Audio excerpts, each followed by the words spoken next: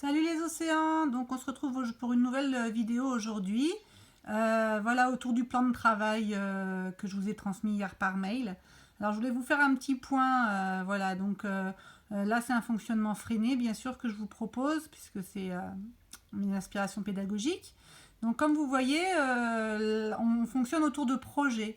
Donc faire un projet d'écriture, donc un écrit-lire, c'est un projet. Faire une création, c'est un projet. Des expériences, des vidéos de spectacle, faire des défis comme Christelle a proposé la tour la plus haute, ce sont des projets. Et après, pour chaque projet, donc pour que ça ait du sens pour les enfants, pour nous, pour motiver, pour tout, il faut se poser la question de savoir quels peuvent être les destinataires de ces projets. Donc nous, on a, bien sûr, vous pouvez envoyer vos projets à votre famille, hein, vos grands-parents, les cousins, les cousines, les tontons, les tatas, tout ça. Vous pouvez aussi m'envoyer vos réalisations, vos projets à moi toute seule. Vous savez qu'ensuite, quand la classe reviendra, toutes les photos que vous m'aurez envoyées, ils repartiront dans votre cahier de vie. Vous pouvez mettre bien sûr sur le groupe WhatsApp.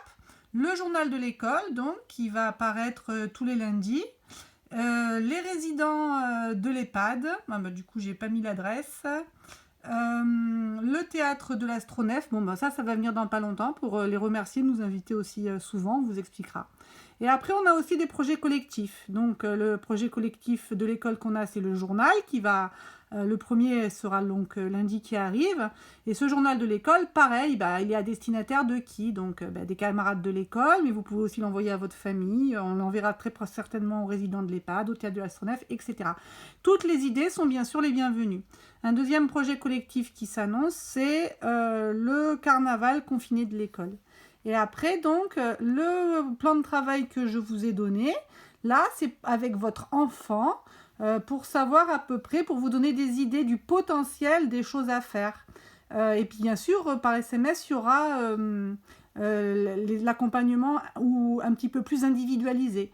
Mais donc voilà, on peut faire des créations artistiques, que ce soit de la pâte, de l'argile, de la pâte à modeler, des ciseaux, de la peinture, mais même de la musique. On peut inventer des musiques. Donc lecture, écoute d'histoire, ça je vais vous transmettre des liens au fur et à mesure. Des projets d'écriture, avec ou sans consigne. La motricité fine vers la tenue du crayon. Donc vous voyez que là j'ai mis 3 points d'exclamation. C'est-à-dire que là, c'est là où je fais les tutos sur ma chaîne YouTube pour vous accompagner au mieux, mais tout en restant cool, hein, on fait du mieux qu'on peut. Jeux de société, motricité fine, spectacle vivant, découvrir le monde et ne rien faire du tout. Très important, ne rien faire du tout.